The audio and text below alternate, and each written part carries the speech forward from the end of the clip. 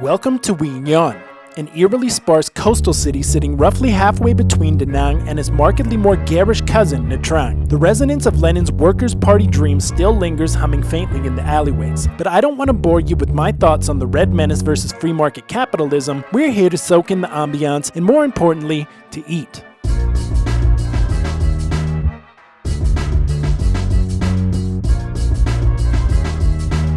Don't be afraid to visit these hole-in-the-wall style restaurants if visiting Southeast Asia. You'll find some of the most authentic and affordable food on the planet.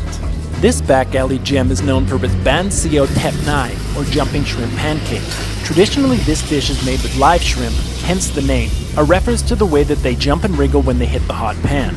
But for all you bleeding hearts out there, fear not. These tasty morsels had already crossed over, but were still incredibly fresh.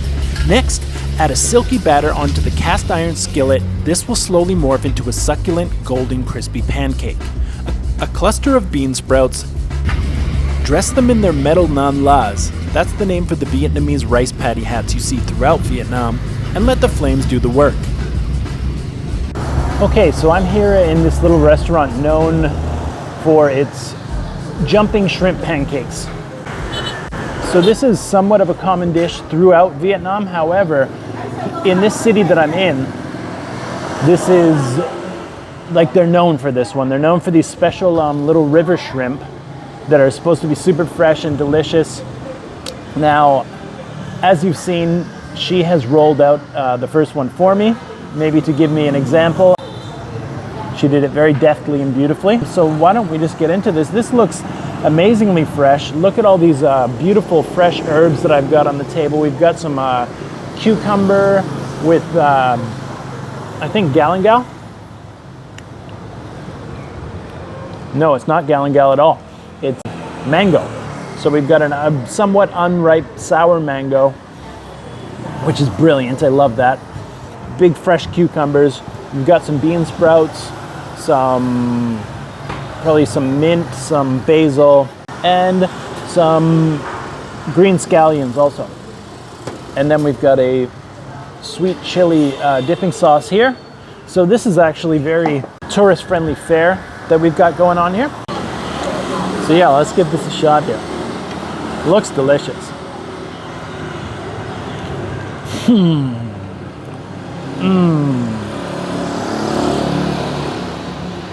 That is amazing. Wow. Oh my God. You bite into the shrimp. Not only is the texture perfect, but the flavor. Oh my God.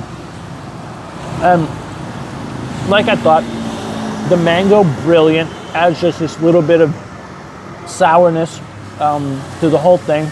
The pancake is really nice too. It's nice and crispy.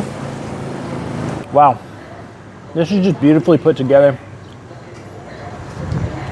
And as far as ban sio, this is the best one I've ever had. So I can see why they're known for this one in particular. It's just absolutely brilliant. And this restaurant actually has it in the name also. So I traveled here specifically for this dish, and I have not been disappointed at all. Wow.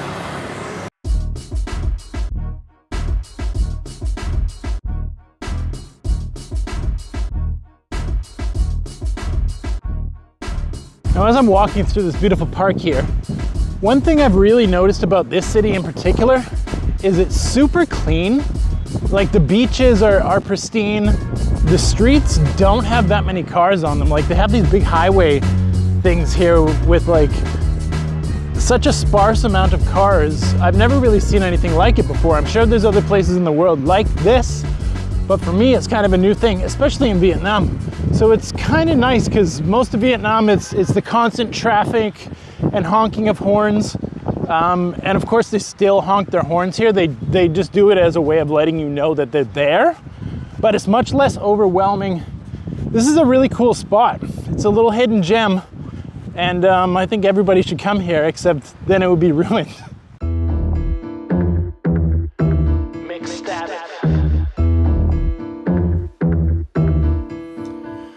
I will not listen to that watered down Corbett lighted top 40 sound. No golden goose, just a black swan. Only pass the baton if you hold it down. Got a magic wand and that's crystal clear, cause I'll disappear about a quarter ounce. In one sitting I got a blunt, hit it and watch the blick I'm spilling on my porterhouse. State my claim as the clot thickens, spraying flames at y'all paper cranes like your song's written upon stolen land.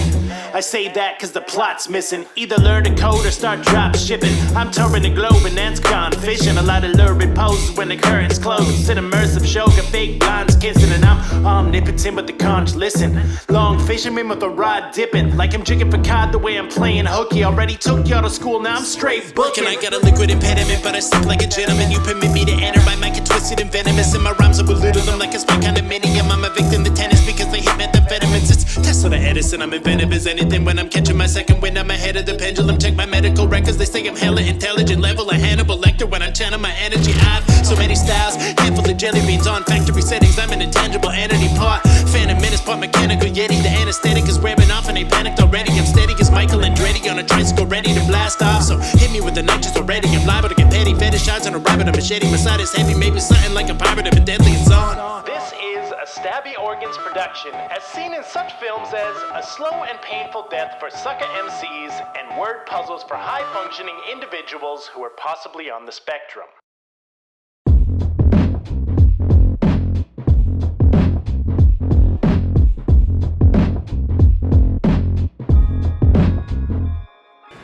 Hello. Where you from? Canada. Canada. Yeah. Nice to meet you. Oh, thank you.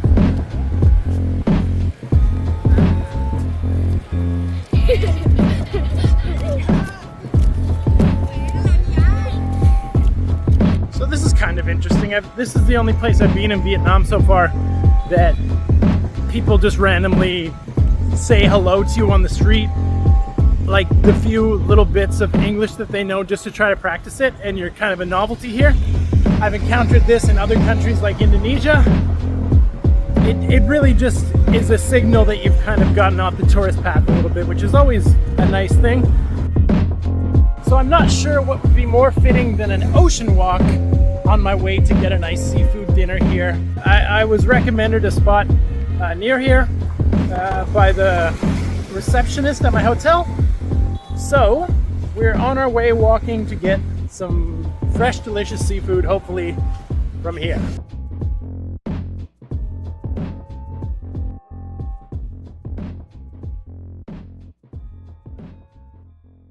Okay, so I'm here in a nice evening in Quy Nhon. There's no English anywhere, and nobody speaks any English, and there weren't very many photos in the menu, so I literally, out of the few photos they had, I just had to kind of point at a few things and have them bring them out. So I actually don't know what this is. I've heard legends around here about jellyfish salads or serving jellyfish. To me, that's what this looks like, but we'll get into it and try to find out better. We've got deep fried onion on the top. There's definitely some basil here. Very tasty, very fresh. We've got what looks to be galangal. Wow. Right away, these flavors just pop out. They're really beautiful flavors, actually. Wow. Look at this. Look at that. Wow. This for sure is jellyfish. I'm happy I stumbled upon this. I'm very adventurous with the eating, so I've never had jellyfish before. Let's just try it without the sauce just to see what it tastes like.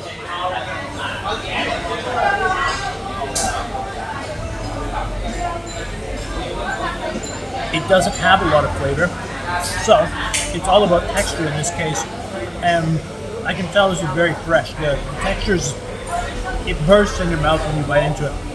It's actually quite pleasant, so that's obviously why they paired it in this salad with all these really strong flavors, is you eat the jellyfish for the texture, it soaks up all of the different flavors that you have in the salad here, just big popping flavors, and then you got the sauce to go with it too, so we'll try it with the sweet chili.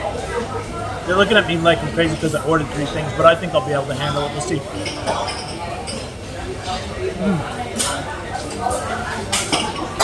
Nice sauce. It's not just a sweet chili, it's definitely got some fish sauce flavor in there. And then we're just drinking a tiger beer because beer goes great with seafood. This is sort of your typical seafood spot in a lot of Southeast Asia. They have these big open spaces. They've got the fresh seafood tanks all around. A lot of times plastic tables, plastic chairs. It's not super fancy in the core, but it's because people just want to pay for good seafood. They don't want to pay for like all the extra frills and gimmicks, you know? So I really enjoy eating at these type of places. It's not that common to come by yourself. It's normally like big communal tables with everybody sharing everything. Maybe they have a hot pot, they have a bunch of dishes going around and everyone shares with each other, usually drinking beer. But I am the solo traveler, so I just thought I'd give you guys a glimpse into it, into sort of the nightlife seafood culture in Southeast Asia. And I've got a friend here also.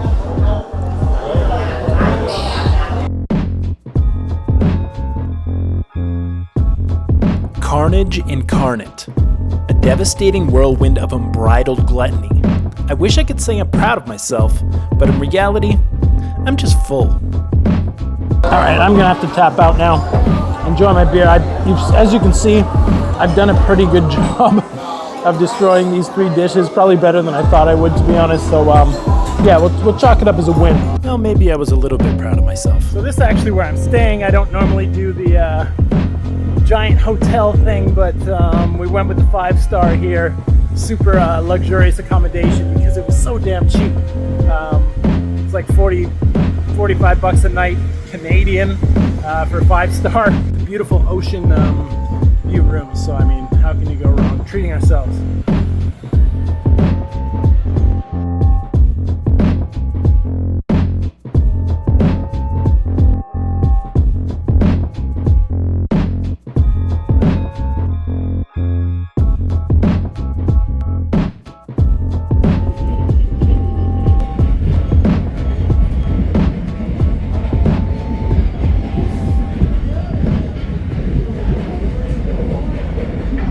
People, don't forget to leave a comment. Let me know that you're out there. I'd love to hear from you. It gets a little bit lonely out here on the road, to be honest, and it helps me with the algorithm. So subscribe, like, comment, all that good stuff. Catch you on the next one.